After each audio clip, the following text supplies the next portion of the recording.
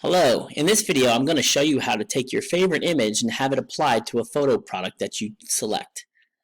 Find the image you'd like and click on the Buy key. That will take you to the shop.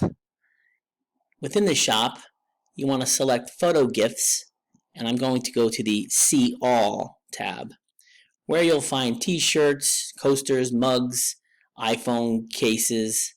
In this case, we want to select Kids. It will default to puzzles, where you'll select your overall size of your puzzle and, more importantly, how many pieces that puzzle is made of. We'll add that to our cart.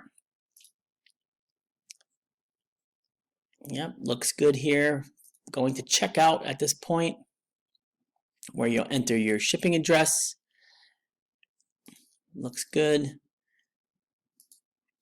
And here you will enter your choice of shipping. And then finally, you'll end up with entering your credit card or PayPal information to finalize your transaction. Thank you.